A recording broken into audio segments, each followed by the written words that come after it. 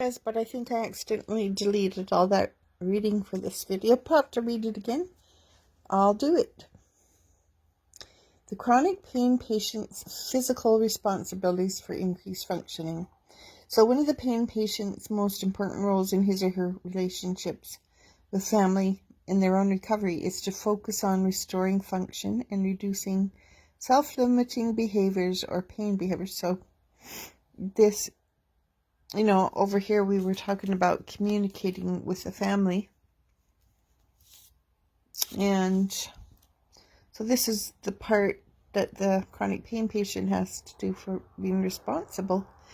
Not only to letting your family know how you're feeling and what's going on, if you can help in any way to teach them, what's going on with your condition. We also have the responsibility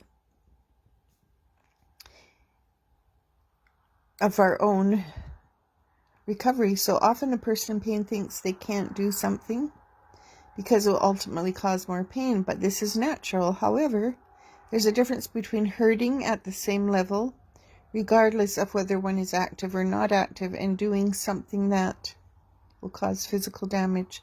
So with proper treatment modalities in combination, the pain patient can begin to figure out what they can do and what their true limitations are. They will begin to realize the value of engaging in activities, even if it's going to hurt, and pacing their activities will ultimately make the person in pain feel better about themselves because they will ultimately be able to do more.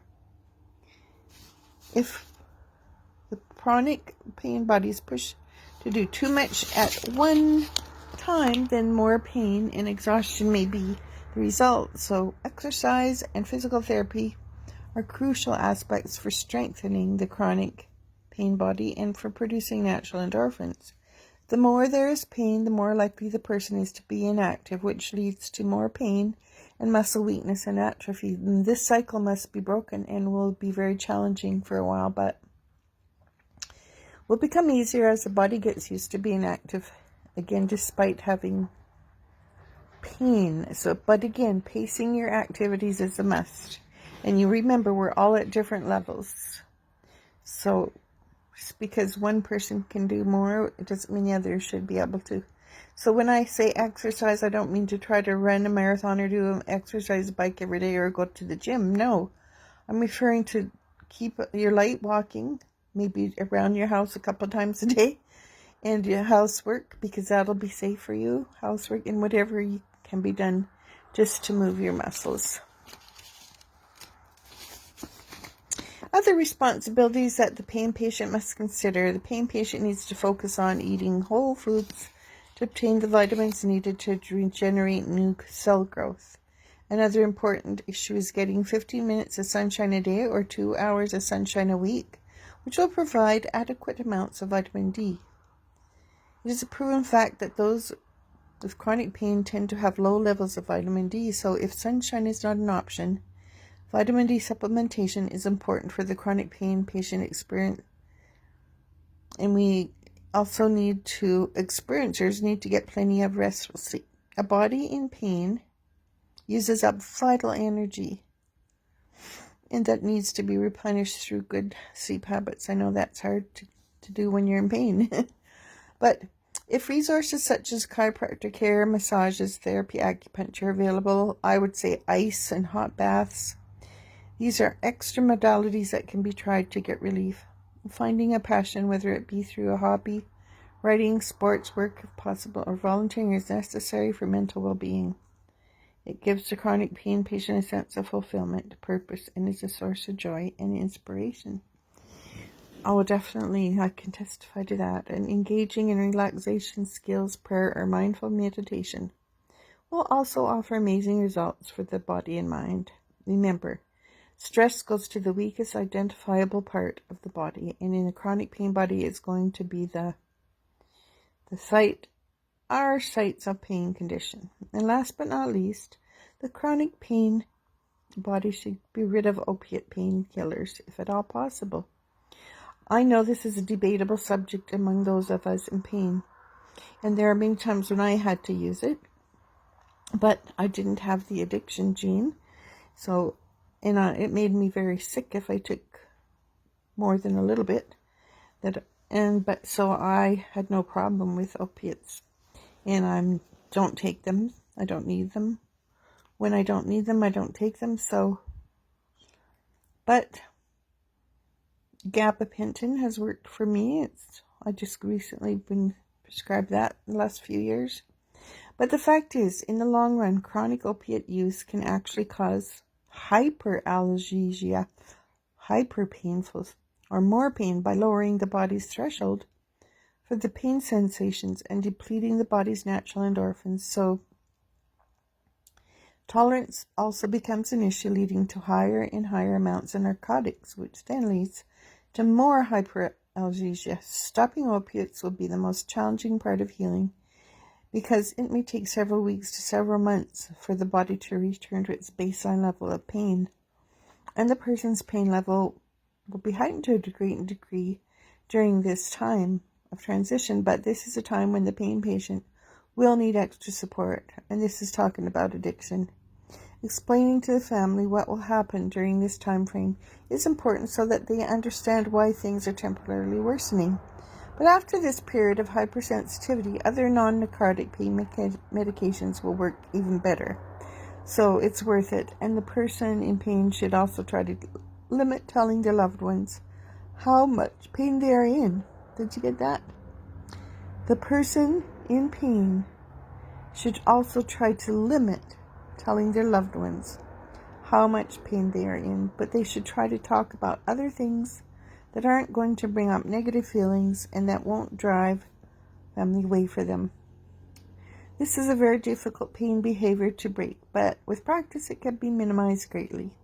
And by doing some or all of the above recommendations, the chronic pain patient is trying to do all they can to help save themselves and their relationships within their families. But it must be known by all parties, including the pain patient, that progress can be take time, and more time than anyone might expect. We can't rush recovery.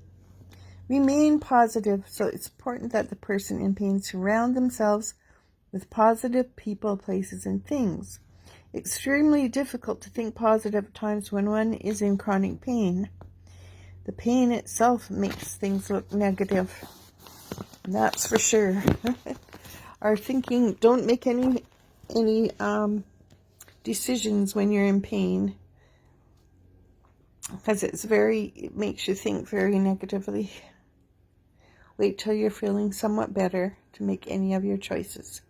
And again, the main topic of this article is helping families understand and support the loved one in chronic pain. So communicating feelings and education will help build healthy relationships within the chronic pain family. You have to do that. If there's a relationship that needs to be repaired, the person in pain needs to step up to the plate. You have to begin this yourself. You have to be the better one and take the steps to mend it. And if it's not possible because the other party refuses to educate themselves or refuses to try harder to offer support, then that must be accepted by the pain patient and the relationship must be terminated due to the toxicity it will create in the chronic pain body and mind. Or at least for a while, if not terminated, separation. But simple ways to encourage the chronic pain patient. And remember, when you get separated, you have your one thing that you want to change that you're not going to tolerate anymore. And you can't go back until that person does change that one thing. You can't put yourself back in, because then that'll give them permission again to that you're going to tolerate that behavior. Simple ways to encourage the chronic pain patient. As I was doing my research, I came across a simple list of 5 ways to encourage someone living with an invisible pain condition. People in chronic pain may want to share following statements with their families. Number 1, it's always great to see you. I know it's quite a sacrifice for you. Number 2, I don't know how you do it. Your courage amazes me. Number 3, given all that you have gone through, your attitude is incredible. Number 4, I keep hoping for a miracle, but I love you no matter what. Number 5, I wish you could feel half as great as you look. Some other positive statements that I would find helpful are, things will get better. We are in this together, and you are so strong and you can make it through this. And you are doing a great job. I know this is difficult. What may be helpful to one person may not be for someone else. And I encourage all the chronic pain experiencers to find what works best for them and to communicate such examples to their loved ones. Things not to say to the chronic pain patient. I also came across a list of 10 things not to say to someone with an invisible pain condition. Must be nice to sleep all day. You're lucky you don't have to work. I can relate. Just taking something. Just take something. Just try harder. Just be positive. You just want attention.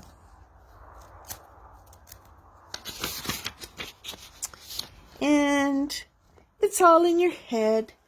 It could be worse. Well, but you look good. Some other things I'd like to add to this are, but you had surgery, therefore you should be fixed. If you can go to the mall, you can get a job. If you can exercise, you must not hurt that bad. How can all the doctors you're seeing be wrong? And you must be doing this for drugs. If any of these negative connotations are conveyed to the chronic pain patient, he or she must let the person know that their comments are very belittling and hurtful. And you must convey your feelings. The non-pain loved one should also be asked to be more supportive and asked to educate themselves to grasp the understanding of the chronic pain person's condition and what a day is like for them.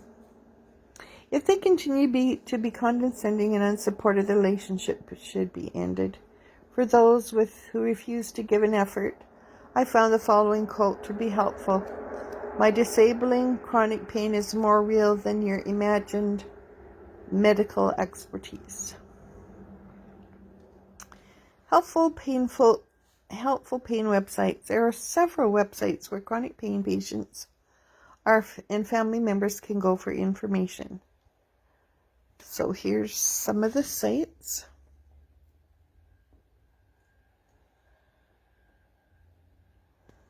Conclusion. We as chronic pain patients need to do what's best for us in all situations. So that includes taking care of ourselves the best way possible, physically and mentally, and helping our families to be more supportive and understanding. The key word, help them. We can help them become more understanding, and we can only do our part. The rest is up to them, but we can't change what has happened to us, and we certainly didn't ask for it. All we can do is move forward and live one day at a time as best we can. There is life out there to enjoy despite having chronic pain. We can have that second chance in life if we choose to take the necessary steps in all aspects of our lives. Be strong, my fellow pain survivors, and never give up. Dawn Kelly, and she has her master's. So, talking to children and youth when it's time to talk about chronic illness will be our next video and last one. Our last video about the S word, sick. Then we will go on to the S word, sorrowing.